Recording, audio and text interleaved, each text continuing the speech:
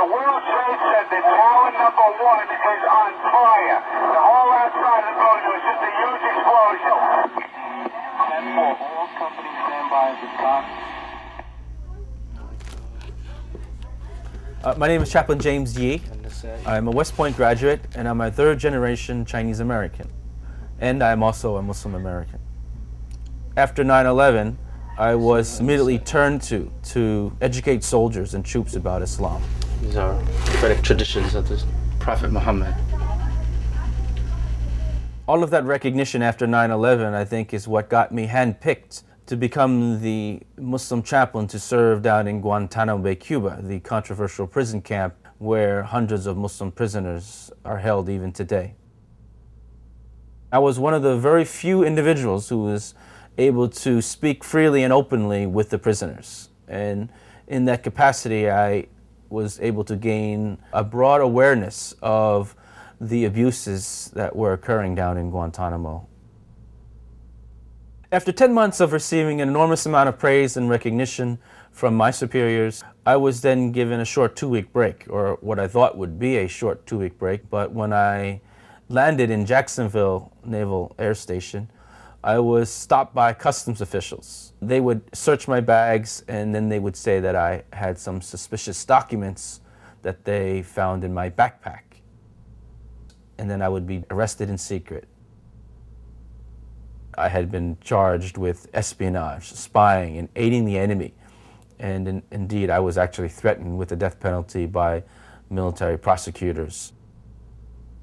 When I recognized that I was being treated like an enemy combatant, I was fearful that all of my rights as a human being could be simply stripped from me. Because, of course, it's the interpretation of the current U.S. administration that these individuals down in Guantanamo essentially do not have rights.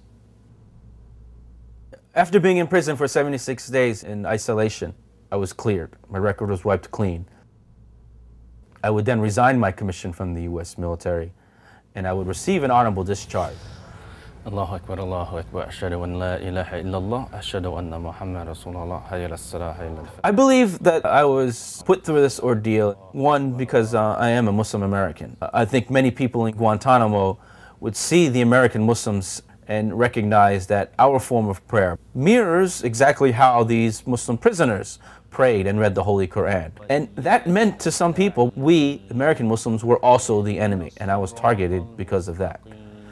I also believe that this happened to me because of my ethnicity, being a Chinese American, because I would learn later that someone had said of me, quote, "Who the hell does this Chinese Taliban think he is?" telling us how to treat our prisoners. I believe the third reason why this happened to me is because of my willingness to be a patriot, to speak out against the injustices that were occurring down in Guantanamo.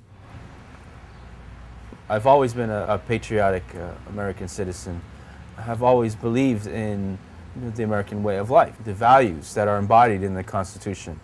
And I believe ultimately it will be these values like diversity, religious freedom, equality, justice, humane treatment of prisoners, which holds the United States together.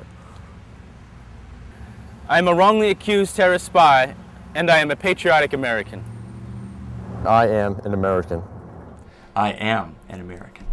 I am American. I am. I am. I am American.